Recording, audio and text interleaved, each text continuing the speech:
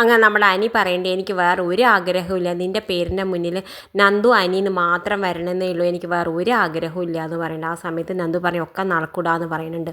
എന്തായാലും പിന്നെ കാണിക്കേണ്ടത് നമ്മുടെ ആദർശ് നയനോട് പറയുന്നുണ്ട്, നവീനെ പോലെ ഒരു നല്ല പയ്യൻ്റെ ആലോചന നന്ദുവിന് ഇനി ഒരിക്കലും വരില്ല, അവനൊരു നല്ല പയ്യനാണ്, അതുകൊണ്ട് നമ്മൾ ഈ ആലോചന ഒരിക്കലും വിട്ട് കളയരുത്, എത്രയും പെട്ടെന്ന് ഇത് നടത്തി കൊടുക്കണം എന്നൊക്കെ പറയുന്നുണ്ട്. എന്തായാലും പിന്നെ നന്ദുവിനാണെങ്കിൽ കാണാനില്ല. ആ സമയത്ത് നമ്മുടെ ഗോവിന്ദ് പറയുന്നുണ്ട്, എവിടെ പോയി നന്ദു ഇനി ഈ കല്യാണ ആലോചനയിൽ വല്ല എതിർപ്പുണ്ടോ, അതുകൊണ്ടാണോ അവളെ കാണാത്തത്, എവിടെ പോയി ഒന്നും അറിയണില്ലല്ലോ എന്നൊക്കെ വിചാരിച്ചിട്ട് നമ്മുടെ ഗോവിന്ദാണെങ്കിൽ ആകെ വിഷമിച്ചിരിക്കുന്നുണ്ട്.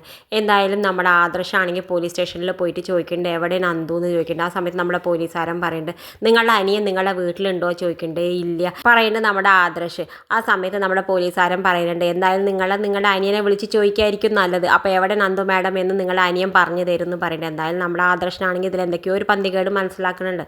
എന്തായാലും പിന്നെ കാണിക്കേണ്ടത് നമ്മുടെ അനിയൻ നന്ദും കൂടി റൂമൊക്കെ എടുക്കുന്നുണ്ട് ഹോട്ടലിൽ പോയിട്ട്.